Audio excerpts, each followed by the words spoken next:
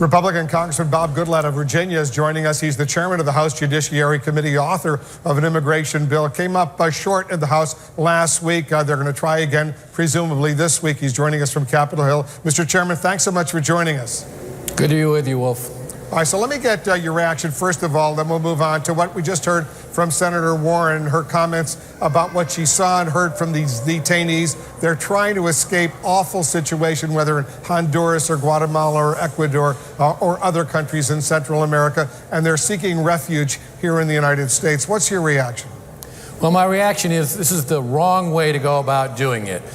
First of all, they should apply at the U.S. Embassy in these countries. If they feel the need to escape the country, the first country they escape into is Mexico, and they can apply for political asylum there or even at the U.S. Embassy there. But to bring your children across 1,000 miles of danger, often using human smugglers who are engaged in drug trafficking at the same time and other things, and then across deserts and rivers to illegally enter the United States is the wrong way to do it. Once they're here, if the only crime they've committed is that of misdemeanor illegal entry in the United States, they should be kept with their children. If they've committed other crimes, they're smuggling drugs themselves, or this is not their first time, because if you attempt to re-enter the United States after having been deported, that's a felony, then I don't think your children should remain with you under those circumstances. But most of these people are not in that circumstance, and they should be with their children. The problem that we have is that the administration is up against court decisions and a 10, 12-year-old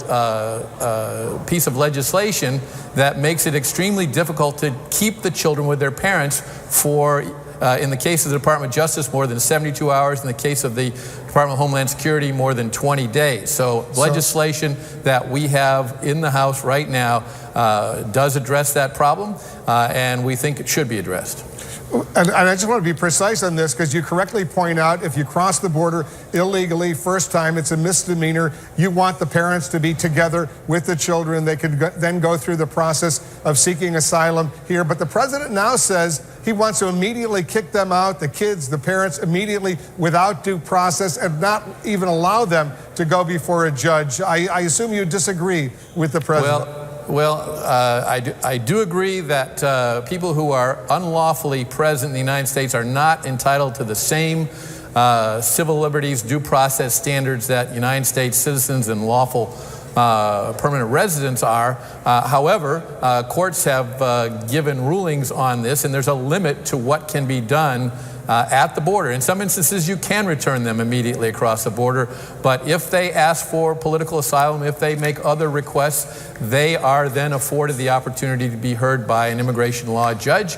Those laws need to be reformed as well. There are loopholes, and everyone coming in is now claiming political asylum, so we have a backlog of 600,000 cases, when historically we have granted about 5,000, maybe 10,000 political asylum cases a year. It's a good thing to protect people who have a well-founded fear of persecution by their government, or by their government failing to protect them. But a lot of folks have extended this well beyond that. So we could debate each and every one of these folks, whether they want to come here because they want to find economic opportunity, whether they're avoiding domestic violence, or whether they're confronting gangs. Some of them have been approved for political asylum, but the vast majority of them are not approved when they do get that hearing. The first immigration bill you put forward the other day, last week, a conservative bill, it got more votes than expected, but not enough to pass. Where do things stand this week? I take it you're going to try once again to get some sort of Republican-backed comprehensive immigration reform passed through the House of Representatives. We are hard at work on it. We worked over the weekend. What happened with that vote was that we were not allowed to perfect that with the changes that we had negotiated with a number of members of the House over the 6 months since we had originally introduced it.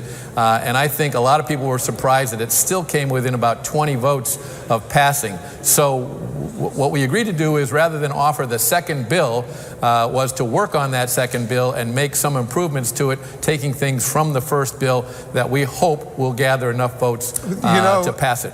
Mr. Chairman, the president says you're simply wasting your time. The other day he tweeted this: Republicans should stop wasting their time on immigration until after we elect more senators and congressmen, women in November. So you're going to go ahead with this vote this week, even though the president is telling you it's a waste of time? That's the plan, because we have a crisis right now. We can't wait until after the election, and members want to address this problem. And we address it in a balanced way. We do something for the DACA population, but we also address the border security issues, the interior enforcement issues, the issues related to moving toward a more merit-based immigration system.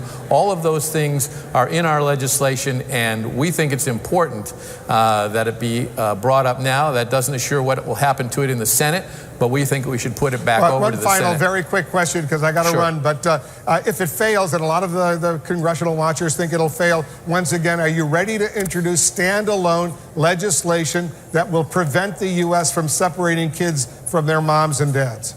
That language is in the bill we introduced. But if it fails in the comprehensive immigration, let's say that whole piece of legislation doesn't get 218 votes, will you then go ahead and introduce a much more narrow, standalone piece of legislation to just make sure that kids aren't separated from their parents? I understand your question, and the answer is that discussions are going on about that right now. The focus is on passing the larger bill, because this is a two-sided issue, but we do want children to be reunified with their parents, and if they need to be detained, they need to let the children stay with the parents for a longer period of time, and that's what this legislation would accomplish. So one way or another, we need to address that.